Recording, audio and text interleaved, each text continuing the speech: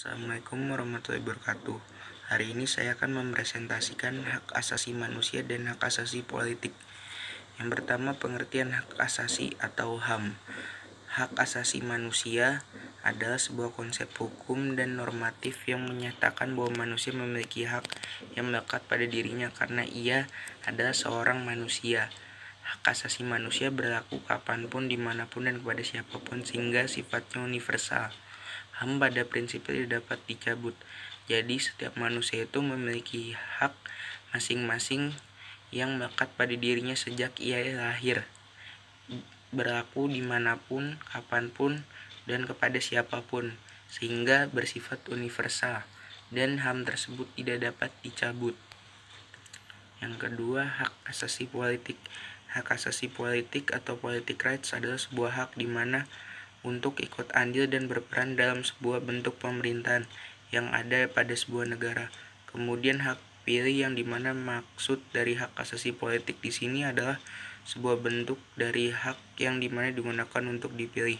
Hal ini kemudian dapat diartikan sebagai pencalonan diri seorang manusia untuk menjadi bupati. Selain itu, memiliki peran sebagai pemilih dalam kegiatan pemilu yang dilaksanakan seperti memilih legislatif, bupati, dan juga presiden pada sebuah negara. Selain itu, hak asasi politik ini juga berbentuk hak untuk mendirikan partai politik dan lain sebagainya. Jadi, pengertian dari hak asasi politik ini bahwa kita itu memiliki hak untuk memilih dan dipilih dalam kontestasi demokrasi di Indonesia, dan kita juga mendapatkan hak untuk mendirikan partai politik. Aturan hukum yang mengaturnya. Yang pertama, pasal 27 ayat 1 Undang-Undang Dasar 1945 menentukan bahwa segala warga negara bersamaan kedudukannya di dalam hukum dan pemerintahan dan wajib menjunjung hukum dan pemerintahan itu dengan tidak ada kecualinya.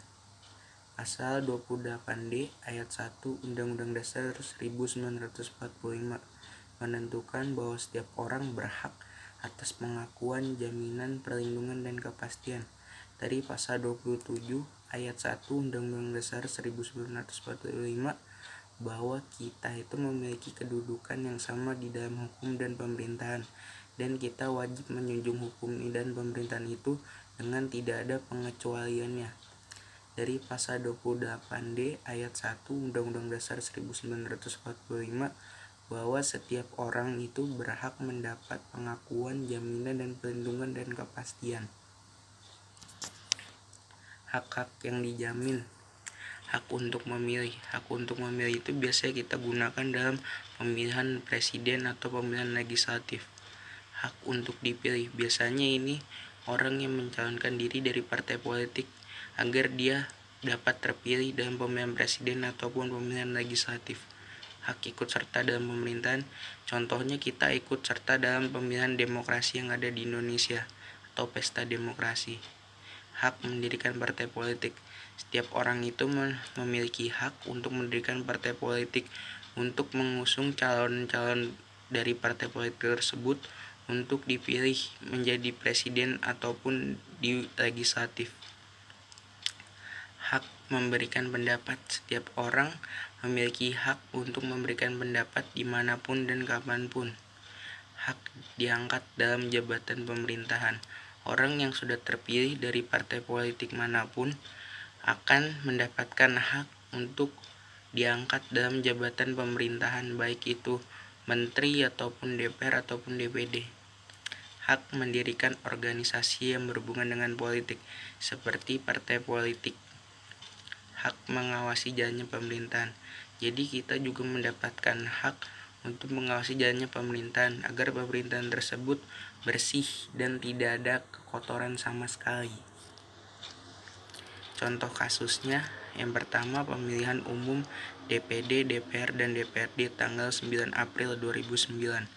Larangan mantan narapidana untuk mendapatkan hak politik tidak terdaftar sebagai pemilih sedangkan umur orang tersebut sudah 17 tahun.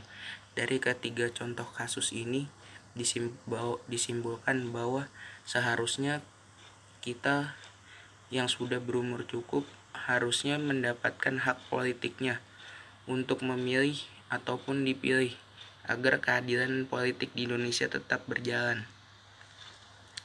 Upaya mengatasi pelanggaran hak asasi politik. Yang pertama, meningkatkan profesionalisme lembaga keamanan dan pertahanan negara. Maksudnya agar lembaga keamanan dan pertahanan negara meningkatkan kinerja profesional mereka dalam pekerjaannya sehari-hari.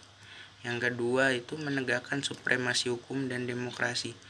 Maksudnya juga agar hukum dan demokrasi Indonesia itu bisa ditegakkan. Yang ketiga itu meningkatkan pengawasan dari masyarakat dan lembaga politik terhadap setiap upaya penegakan HAM yang dilakukan pemerintah. Jadi kita masyarakat dan lembaga politik itu dapat melakukan pengawasan setiap upaya penegakan HAM yang dilakukan oleh pemerintah. Terima kasih.